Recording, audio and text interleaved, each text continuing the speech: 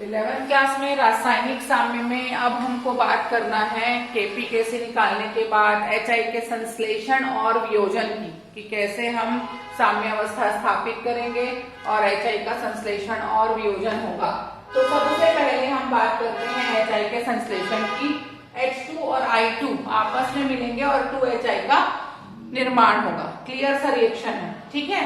मान लो H2 का पात्र में A मोल है, I2 का B मोल है और उस समय पात्र का आयतन V लीटर है और इन दोनों परमाणुओं का XX भाग वियोजित होता है या दोनों अणुओं का XX भाग वियोजित होता है। तो हम प्रारंभिक सांद्रण लिए हैं H2 का A, I2 का B और ये 0 है। उसी तरह से जब A का X भाग वियोजित होगा, B का भी X भाग वियोजित होगा तो HI का X भाग बनेगा, लेकिन चूंकि HI का 2 मोल है तो इसे हम 2X लिखेंगे। पहला वाला जो सांद्रण है वो आपका प्रारंभिक सांद्रण कहलाएगा, ये दूसरा वाला सांद्रण है वो साम्य अवस्था पर सांद्रण कहलाएगा और जैसे ही हम इसको V से डिवाइड करेंगे तो ये साम्य अवस्था पर मोलर सांद्रण कहलाता है। A minus x upon v, B minus x upon v, तो 2x अपॉन वी, क्योंकि पात्र का आयतन V लीटर है और मैं आपको सक्रिय द्रव्यमान समझा चुकी हूँ जहां पे हम पढ़ चुके हैं मोल बटे आयतन, मोल बटे आयतन बराबर हम सक्रिय द्रव्यमान की बात कर चुके हैं। क्लियर। अब हम क्या कर रहे हैं, यहाँ पर लगा रहे हैं द्रव्य अनुपाती क्रिया नियम। द्रव्य अनुपाती क्रिया नियम जो गुलबर्ट वाले का मैंने नियम आपको सिखाया है, लॉ ऑफ मास एक्शन, ये हर बार लगेगा जहां हमेशा उत्पाद ऊपर लिखे जाएंगे जो राइट साइड में आए हैं और अभिकारक नीचे लिखे जाएंगे। केसी की बात मैं आपको बता दी थी, अग्र अभिक्रिया बटे पश्च अभिक्रिया बराबर साम्य स्थिरांक द्रव अवस्था के लिए होगा तो केसी लिखा जाएगा। केसी इज इक्वल टू HI का एक्टिव मास अपॉन H2 का एक्टिव मास बटे I2 का एक्टिव मास। अब HI की वैल्यू है 2x अपॉन V, तो आप रखिए 2x अपॉन V का वर्ग, है ना, क्योंकि दो अणु है। A minus x upon v, B minus x upon v, total calculate करेंगे तो ये 4x स्क्वायर हो जाएगा, लेकिन ये वाला v स्क्वायर ये दोनों v को काट देगा, ये v से कट जाएंगे। क्लियर। और आपके हाथ में बचेगा a minus x, b minus x, तो आपके केसी का सूत्र आ जाएगा 4x square a minus x, b minus x. अभी आपने संश्लेषण वाला पढ़ा, यानी आपने HI बनाने की प्रक्रिया पढ़ी। अब वियोजन पढ़ेंगे तो रिएक्शन को उल्टा लिखेंगे, 2HI रिवर्सिबल H2 और I2। बाकी सभी चीजें सेम लगेगी। इसका A मोल था, इसका 0 मोल था, इसका 0 मोल था, ये साम्य अवस्था पर प्रारंभिक सांद्रण हुआ। इसका X मोल वियोजित हुआ लेकिन 2 मोल है तो 2X लिखेंगे, तो A माइनस 2X, X और X ये साम्य अवस्था पर सांद्रण है। जैसे ही हम पात्र के आयतन V लीटर से डिवाइड करते हैं तो A minus x upon v, x upon v, x upon v, तो ये जो है वो साम्य अवस्था पर मोलर सांद्रण है। फिर से द्रव्य अनुपाती क्रिया नियम, लॉ ऑफ मास एक्शन लगाते हैं हम, और लॉ ऑफ मास एक्शन लगाते हैं तो हम लिखते हैं Kc is equal to H2I2 upon HI का स्क्वायर। तो जो H2 की वैल्यू है वो x अपॉन v है, I2 की वैल्यू है x अपॉन v है और जो HI की वैल्यू है वो a minus 2x upon v का वर्ग है। a minus 2x upon v का वर्ग है, तो ये x स्क्वायर v से v कैंसिल हो जाएगा, a माइनस 2x का वर्ग, ये आ जाएगा सूत्र आपका केसी का। किसके लिए? वियोजन के लिए। ऐसा ही आपको अभिक्रिया PCl5 reversible PCl3 plus Cl2 में बनाना है। ऐसा ही आपको N2 plus 3H2 reversible 2NH3 में बनाना है। संश्लेषण और वियोजन सेम सूत्र बनाना है आपको दोनों में, ठीक है। अब आते हैं हम केपी निकालते हैं। पहले केसी निकाले, द्रव अवस्था की बात हुई, अब गैसीय अवस्था की बात हो रही है। आपको पिछले में मैं बता चुकी हूँ आंशिक दाब समानुपाती मोलर सांद्रण होता है, उसी से बात होगी। देखो PCl5 का है, PCl5 के वियोजन की गणना कर रहे हैं हम। इनिशियल 1 मोल था, इसका 0 मोल हुआ, ये साम्य अवस्था पर प्रारंभिक सांद्रण था। ये 1 माइनस एक्स हुआ और इसका x भाग बनेगा, ये साम्य अवस्था पर मोलर सांद्रण हुआ। द्रव्य अनुपाती क्रिया नियम लगाएंगे तो जितने भी सांद्रण हैं, क्यों लगाए हैं ये P, क्योंकि आंशिक दाब मूल प्रभाज के और कुल दाब के समानुपाती होता है, इसलिए हो जाएगा Kp is equal to P of PCl3, P of PCl2 और P ऑफ PCl5। ये हो जाएगा आपका क्या, आंशिक दाब। सक्रिय द्रव्यमान को, ये सक्रिय द्रव्यमान C के लिए लगता है, और जब P आ जाता है तो P के साथ ये PCl3 लगेगा, PCl5 लगेगा और P ऑफ PCl2 लगेगा।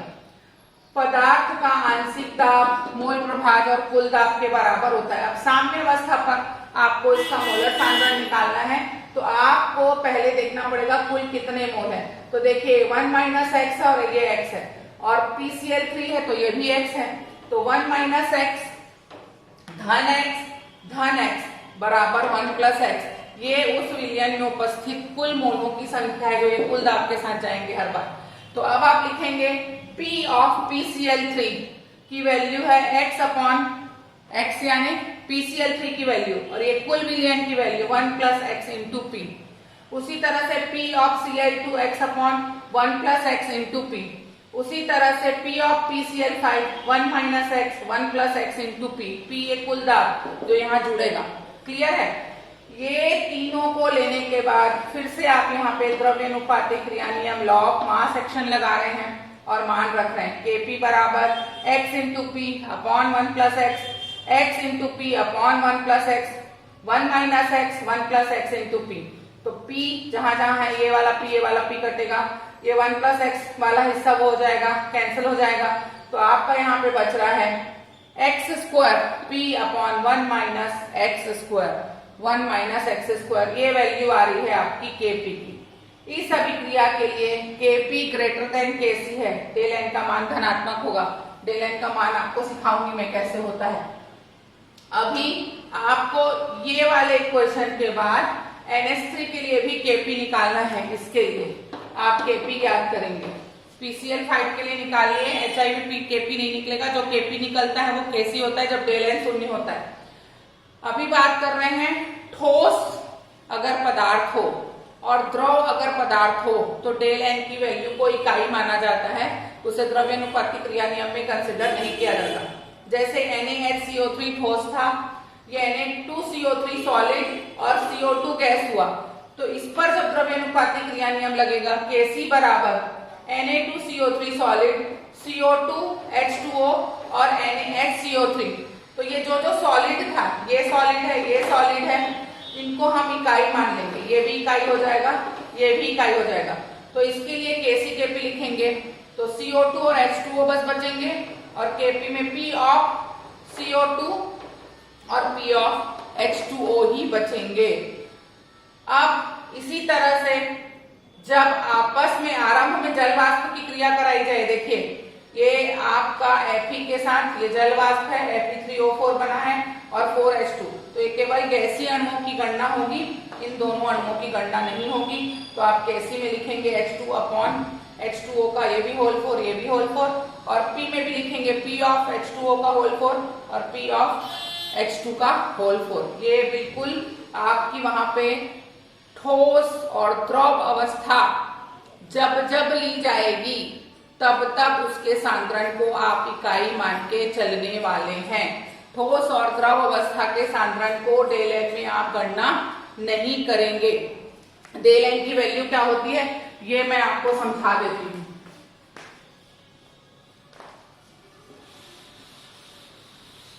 बहुत ध्यान से समझ लीजिए डेल n की वैल्यू। ये देखिए H2 + I2 रिवर्सिबल 2HI की बात करेंगे, ये हुआ आपका रिएक्टेंट, ये हुआ आपका प्रोडक्ट। तो डेल n बराबर होता है product minus reactant, product minus reactant. Product के कण है 2, रिएक्टेंट के कण भी है 2। जब डेल n 0 आता है, डेल n बराबर 0, तो Kp बराबर Kc होगा। ये बहुत इंपॉर्टेंट चीज है। उसी तरह से PCl5 में PCl3 + Cl2, ये हो गए 2 और ये हो गए 1, तो 2 - 1 होगा, उत्पाद 2 हैं, अभिकारक 1 है, तो यहाँ डेल n बराबर 1 आएगा और डेल एन जब धनात्मक आता है तो Kp ग्रेटर देन Kc होता है, Kp ग्रेटर देन Kc होगा। और तीसरी वैल्यू जो निकलेगी ऋणात्मक वाली, ये बहुत इंपॉर्टेंट है, इसी से आपके न्यूमेरिकल बनने वाले हैं। तब आप करेंगे N2 plus 3H2 reversible 2NH3, यहाँ पर 2 है, ये कुल अणु 4 है, ये 2 हैं ये वाले, तो आप करेंगे 2 - 4 उत्पाद माइनस अभिकारक करने के लिए, तो आपकी वैल्यू आएगी -2। जब डेल एन का मान -2 आए तो Kp लेस देन Kc होता है, इसलिए इसका H2I2 का जो Kp आएगा वही Kc होगा। इसमें दोनों अलग अलग सूत्र आएंगे, इसमें भी दोनों अलग अलग सूत्र आएंगे। और ठोस और द्रव अवस्था में डेल एन की गणना में प्रयुक्त नहीं किया जाता।